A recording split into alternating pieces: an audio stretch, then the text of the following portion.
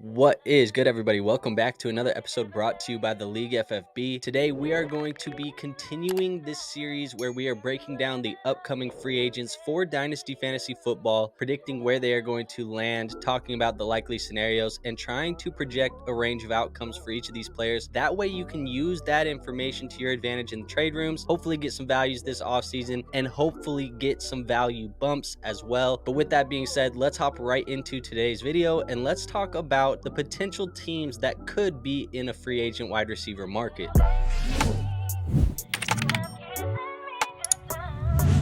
So if you guys are wondering why this type of content is important, I strongly suggest that you guys go watch this video right here. This is the first video of the series that we did where we talked about the free agent quarterback class. In that video, I give you guys a very long, detailed breakdown of why this type of projection is important for Dynasty Fantasy Football. So go check that out if you want that full breakdown. But today, the short answer is we are trying to gain value and project outcomes. So hopefully that is good enough for you guys today. Like I said, if you want the whole breakdown, go watch that video. But I want to show you guys the potential free agent market for these wide receivers in this wide receiver class. These are teams that could be in the free agent wide receiver market. Now, the reality is most teams could be in the free agent wide receiver market. But what I did was I went over to Spotrac, and that's what we use for sports contracts. I looked at the teams who have salary cap. I looked at the teams who have more salary cap than the other teams, because these top free agents that we're going to be talking about today, they don't come cheap. A lot of them have 20 million, 13, 14, 15 million dollar contracts. These are more expensive contracts here in the NFL. So we wanted teams that have a decent amount of cap, that aren't going to be having to create a bunch of cap space by altering contracts or cutting players and things like that. So these are some of the teams that do have that cap space. And then the second thing that I was looking at is I was looking at opportunity. Which teams have shallow depth charts or have current free agents on their roster that they're going to need to go out and replace. So that is kind of what went into this. And this came up to 15 total teams. There's probably more than this. So if your favorite team is not on this, doesn't mean that they can't go get a free agent wide receiver. It just means that these are the most likely to me. But even though I think that these teams could be in the free agent wide receiver market and are likely to be in the free agent wide receiver market, I do think that these three teams will not be in the market due to other issues.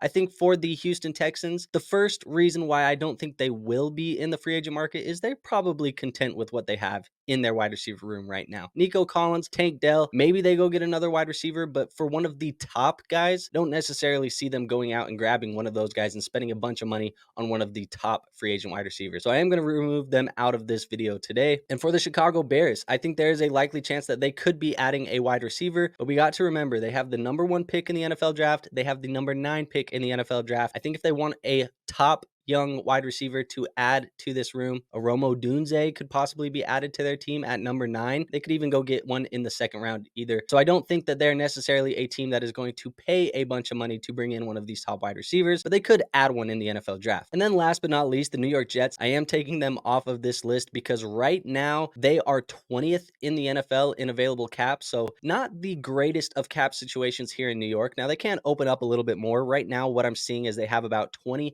million at the time of this recording, which could be a potential thing for them.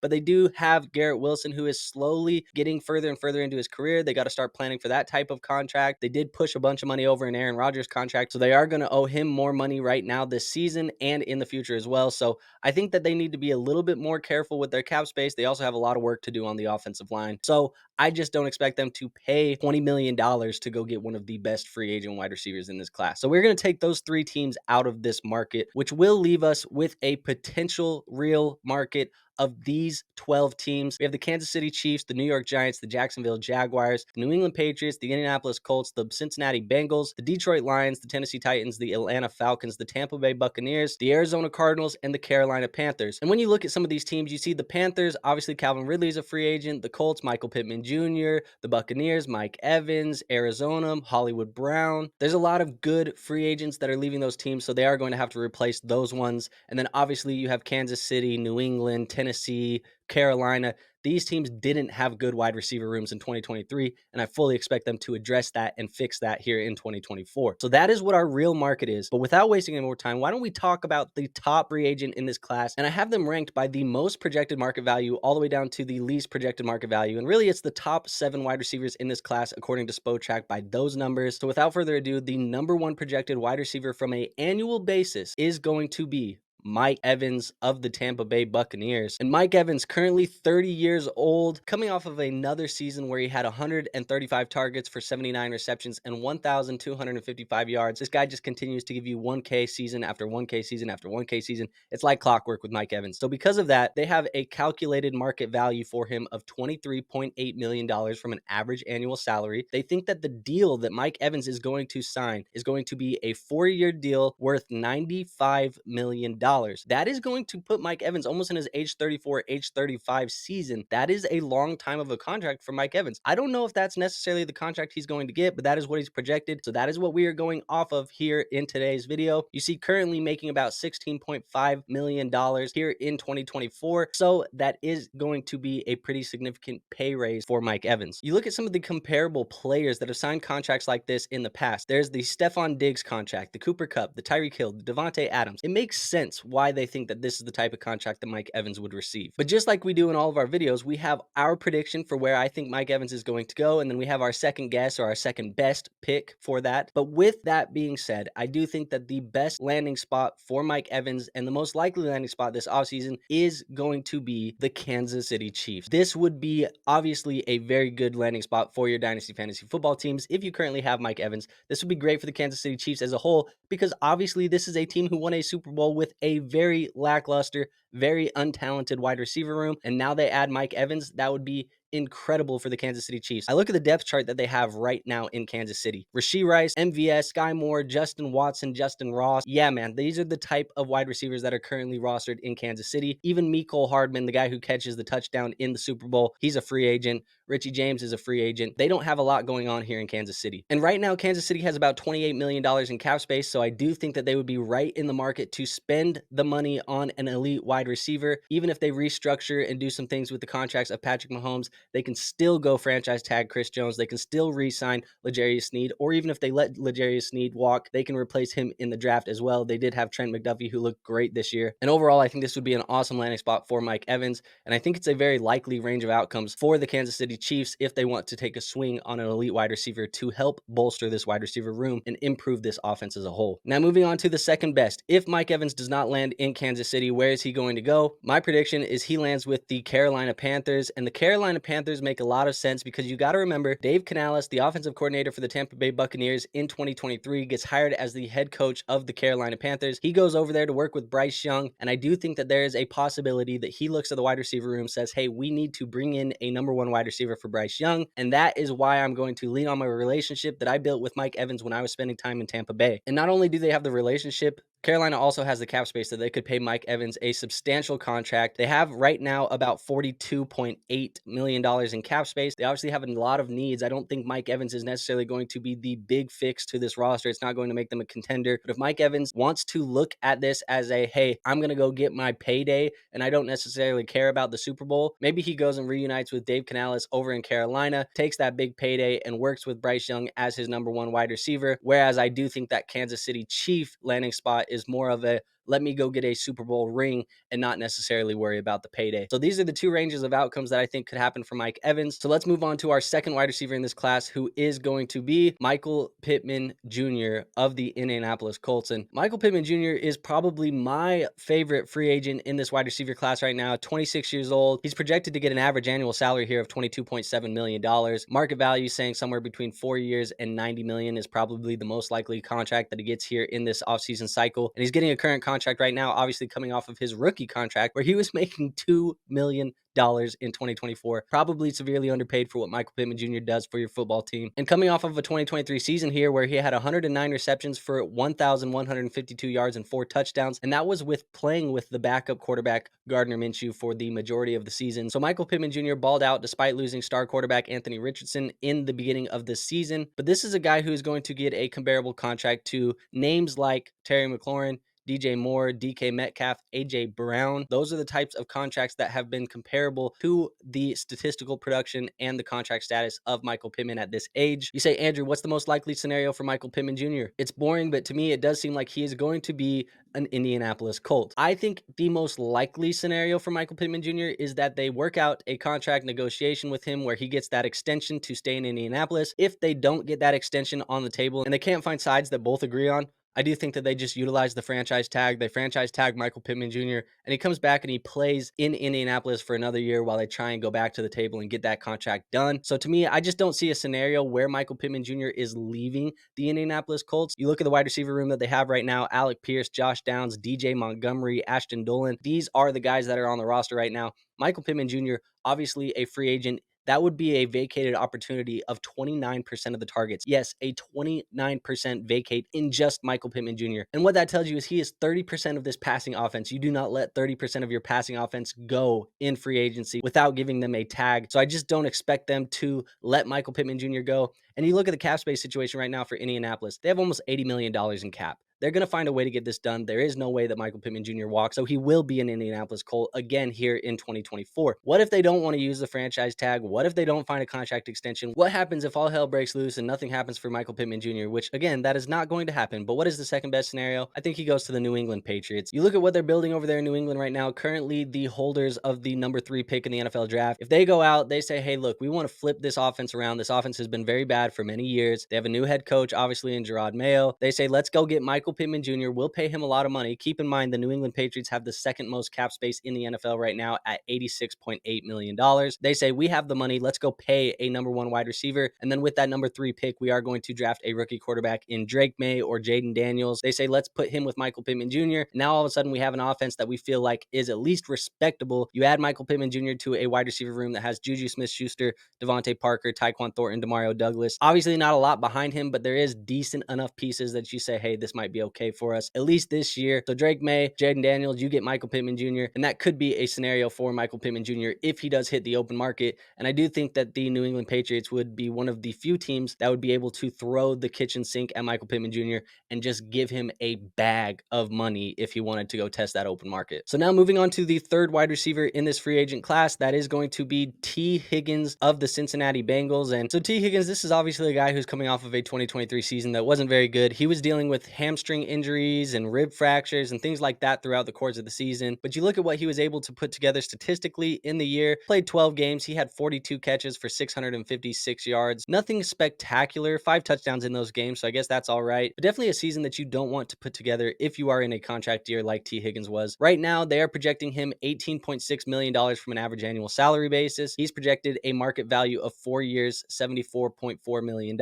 And then his current contract, obviously still like Michael Pittman Jr. on that rookie contract. The comparable players here are Mike Williams, Chris Godwin, Deontay Johnson, Christian Kirk. Those are the type of players that we're looking at. So you ask me, you say, Andrew, what is the most likely outcome for T. Higgins? Again, just like Michael Pittman Jr., I think he remains in Cincinnati, his team, the team that drafted him, because this is a young wide receiver that you just don't want to test the open market. Right now, we look at Cincinnati's cap space. They currently are 6th in the NFL. They have $74 million. And I understand they need to kind of budget their money because they need to pay Jamar Chase, who is likely going to want the largest wide receiver contract ever. That is probably something worth noting. Also, Tyler Boyd is a free agent, but I do think that they let him walk this offseason. T. Higgins, I think he gets a contract extension with the Bengals, or if they can't get an extension done, maybe they just franchise tag him and have him come back for another year and keep trying to make a run here at this Super Bowl. So I do think if everything kind of falls through, they do just use that franchise tag and bring T. Higgins back on a 1-year deal on the tag. So I'm not really too worried about T. Higgins leaving Cincinnati this year. For everybody who wanted him to leave and go to Kansas City and go to one of these places that has a wide open wide receiver room and potentially a chance for him to improve his dynasty value, I think right now the most likely scenario is he stays in Cincinnati. So that might just be the bet that we're making right now. But you say, hey, what is the second most likely place that he goes if he does leave the Cincinnati Bengals? And I do think a team that really stands out that probably not a lot of people are thinking about right now is the Tennessee Titans. And the reason why I think that the Tennessee Titans are a likely landing spot is we need to remember who got hired as the head coach there. Similar point to what I used with Mike Evans following Dave Canales. Brian Callahan, offensive coordinator for the Cincinnati Bengals. He goes over and now he is the head coach of the Tennessee Titans. The Tennessee Titans have a ton of cap space this year, 3rd most in the NFL, $85 million. They need wide receivers. We know the wide receiver room that they have right now: DeAndre Hopkins, Treylon Burks, Kyle Phillips. It is not cutting it. They're losing about 16% of their vacated opportunities right now in Chris Moore and Nick Westbrook-Ikine. They're going to need a wide receiver, and there is even a chance that they move on from DeAndre Hopkins later this offseason as well. So bringing in T. Higgins, giving him a lot of money, and having him be the #1 wide receiver for Will Levis is a way to see if Will Levis is your franchise quarterback, because last year he just wasn't throwing to a lot of good wide receivers. So you bring in T. Higgins, that could be a franchise cornerstone piece for your wide receiver room, and a good piece to pair with Will Levis for the foreseeable future to at least allow you to identify if Will Levis is your guy. So I think that makes a ton of sense for T. Higgins, and that's why I have the Tennessee Titans as the second most likely scenario for him here in this free agent cycle. Now moving on to our fourth guy, that is going to be Calvin Ridley of the Jacksonville Jaguars. And Calvin Ridley is a unique case here. He is currently 29 years old, but still on that rookie contract. And that seems so crazy because he's on a rookie contract at 29 years old because of the suspension. He was older coming into the NFL, the whole lot of stuff that played into the life of the NFL career of Calvin Ridley. So it's a very unique situation. But right now they have him a calculated market value of $17 million, a projected contract of 4 years, $68 million. And again, this is a guy who has the comparable contracts of the Terry McLaurin, Mike Williams, Chris Godwin, Brandon Cooks. Those are kind of the names that we looked at for T. Higgins. I think T. Higgins is a better sign than Calvin Ridley at this point in their careers, but still very similar contracts here for Calvin Ridley. So what is the most likely scenario for Calvin Ridley this offseason? Well, we just talked about that team. I think it is the Tennessee Titans. I'll bring up all those points very quickly, but they have the cap space. They have the needs. This is a team that needs to find a #1 wide receiver for Will Levis. Calvin Ridley coming off of a year here where he had 136 targets for 76 receptions and 1,000 yards and 8 touchdowns. That was coming from Trevor Lawrence. I don't know if the Jacksonville Jaguars have the luxury of being able to re-sign Calvin Ridley. We have to remember there was a stipulation in the trade between the Falcons and the Jaguars when Calvin Ridley went to Jacksonville. If they re-sign him, they have to give up a second-round pick. I don't know if that is worth it for the Jacksonville Jaguars at this point. So I think Tennessee, again, they want to stack the deck. They want to get more wide receivers for Will Levis. They're probably not going to get T. Higgins because he does get that franchise tag from the Bengals. So let's go for the next best option. That is probably going to be Calvin Ridley. And then you say, what is the second most likely spot for a guy like Calvin Ridley?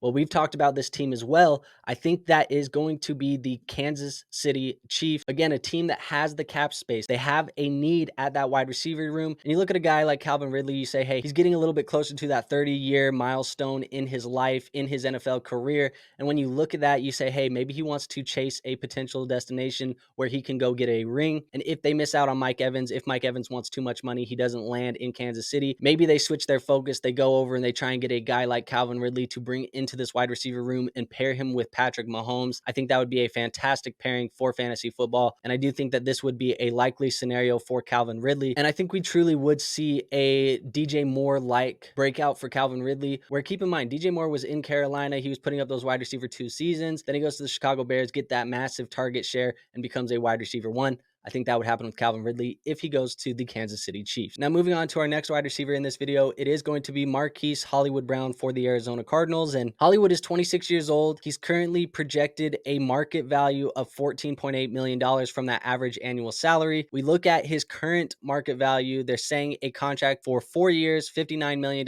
is the most likely contract that he's going to sign, coming off of that current contract where he's coming off of a rookie contract as well. These are a lot of good players coming off of their rookie contracts. Those comparable players, similar names we've seen. Terry McLaurin, a popular name in this type of comparable players, but Hunter Renfrow, Jacoby Myers, Allen Robinson, all guys that went on to their second or third teams as well with those contracts. I look at what Hollywood Brown was able to put together on tape this year. Keep in mind, injured in 2022, injured in 2023, hasn't been able to stay healthy over the last couple of years, and unfortunately neither has Kyler Murray. They haven't played a lot of football together, and that was kind of the pairing that they wanted to put together here in Arizona. But he had 51 catches for 574 yards and 4 touchdowns. And you say, hey, what is the most likely place for Marquise Brown right now? I do think that he is most likely going to be an Arizona Cardinal. We haven't seen them play together, and when I say them, I'm talking Kyler Murray and Hollywood Brown. We haven't seen them play together enough. They are boys. They played together in college. We got to remember that this is a wide receiver room that if Hollywood Brown, who was good for 19% of their targets this season, they're going to be going out with a wide receiver room of Rondale Moore, Michael Wilson, Zach Pascal,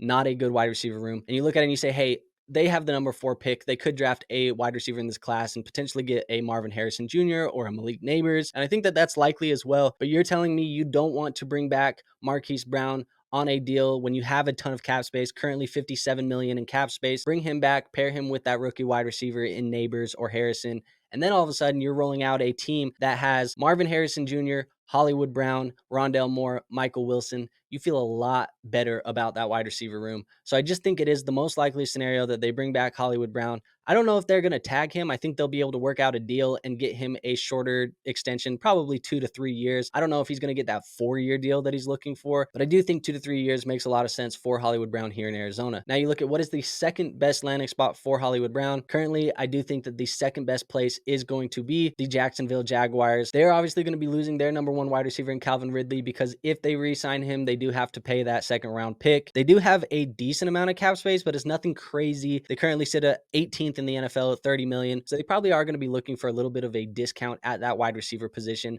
while still trying to replace Calvin Ridley. Obviously, you're losing him, who was 22% of the targets. You lose Tim Jones, Jamal Agnew, who are also another 6% of the targets. So 28% of your targets has left your wide receiver room at this point. You need to bring somebody in, or maybe even 2 people in, to fill that role. Hollywood Brown gets added to this depth chart of Christian Kirk, Zay Jones, Parker Washington. Just makes a lot of sense. And with that $14.8 million, you're not going to have to pay him as much as probably Calvin Ridley is. And again, that sunk cost of that second round pick if you re-sign Calvin Ridley. So just go a different direction and get Hollywood Brown. Replace that in your wide receiver room and still get a talented wide receiver in Hollywood Brown. And now moving on to our 6th and second to last player in this free agent video, we are going to be talking about Gabriel Davis of the Buffalo Bills. And Gabe Davis is currently 24 years old. He is also coming off of that rookie contract and coming off of a 2023 season where he put together 45 catches for 746 yards and 7 touchdowns. Gabe Davis hasn't really been anything for your fantasy football teams. He's had a lot of hype, but really his annual finishes from a fantasy points per game, he's never ever been a top 24 wide receiver from a fantasy points per game standpoint. In fact, he's never been a top 35 wide receiver.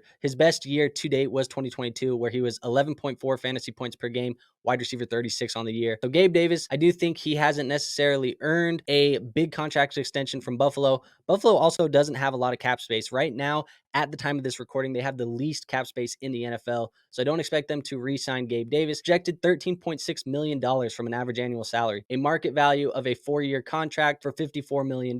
Some of the comparable players would be those Christian Kirks when he went to the Jacksonville Jaguars, Alan Lazard, Mike Williams, Michael Gallup. These are kind of the names. I think that is a likely scenario for Gabe Davis. So he's probably going to go to a team that is willing to pay him the money. You know, players like this, they need to go get that paycheck when they can get that paycheck, because really, I don't think Gabe Davis is going to have another opportunity to get a massive payday in his NFL career. So let's look at some of the teams that could potentially give him the payday. I do think the most likely scenario for Gabe Davis is going to be the New York Giants. And right now, the New York Giants hold the 6th pick in the NFL draft. We know that they're not going to go quarterback. Maybe we don't know that they're not going to go quarterback, but we do think that they will not go quarterback because they paid Daniel Jones a ton of money last year. And it's hard to think that they'll give up after one season of a torn ACL on that contract. So I do think that they roll out Daniel Jones again this year. Maybe at pick 6, they take a wide receiver. Maybe they bolster that offensive line. That's probably most likely the need for the New York Giants, is they go get a Joe Alt out of Notre Dame. He would bolster that offensive line a lot. And what we know about this wide receiver room in New York is it is a bunch of smaller slot type of wide receivers. Hodgins, Darius Slayton, Jalen Hyatt, Wan'Dale Robinson.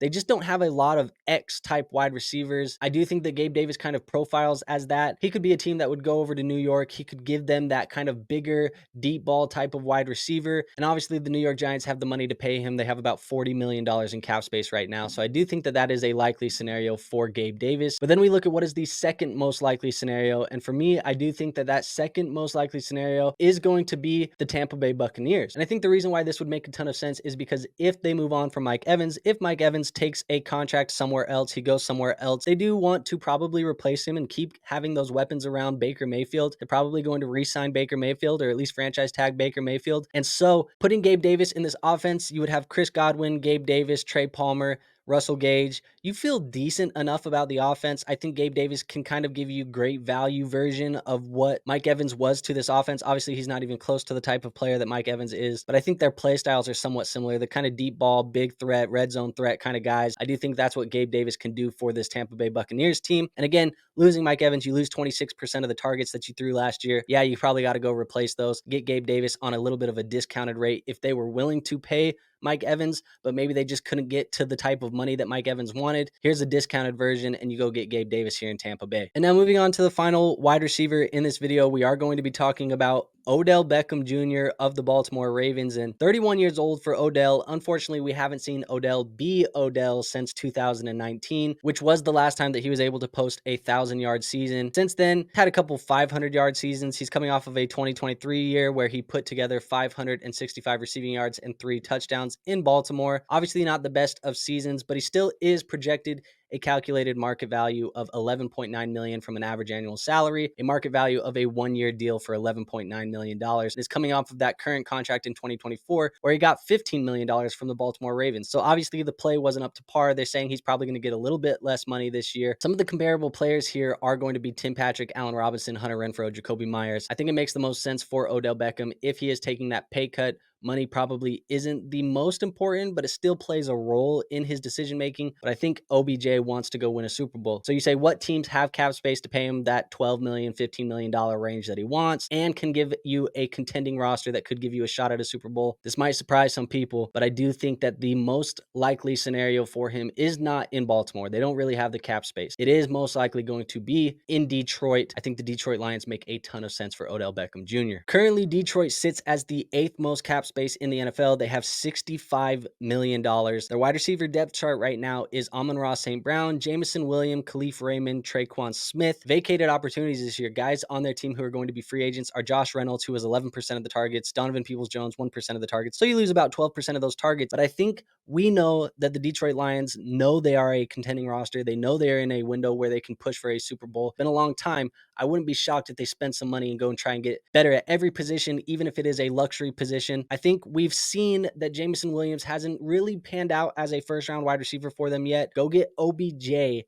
Add another wide receiver in this room. I think it makes a ton of sense for the Detroit Lions. And honestly, I think it would be a very good fit. And I think Odell Beckham would love the culture that they're building and put together there in Detroit. So bring OBJ to the Lions. I think that makes a lot of sense. And that's my prediction for the most likely landing spot for OBJ this cycle. Now, looking at the second best situation for OBJ, I do think that might be the Atlanta Falcons. Potentially could go to Atlanta, fill in as the wide receiver 2 alongside Drake London, Kyle Pitts, then play with Bijan Robinson and hopefully an upgrade at the quarterback position. We talked about that in our last video. And really, you look at this wide receiver room and it's a pretty obvious need that they need to go get another guy. Right now, their depth chart is Drake London, Josh Ali, Austin Mack, Chris Blair. That is the wide receiver room for the Atlanta Falcons. They currently have free agents in Kaderil Hodge, who is 5% of the targets, Mac Hollins, 6%, Van Jefferson, 6%, Scotty Miller, 3%. So they're losing about 20% of their targets this year in some pretty mid wide receivers. They need to go add another weapon. Odell Beckham Jr. makes a ton of sense. I don't think Odell Beckham really is what he was back in 2019. I think that's pretty obvious, but he is a good enough wide receiver that you put him as number 2 or even the 3rd receiving option alongside Kyle Pitts and Drake London.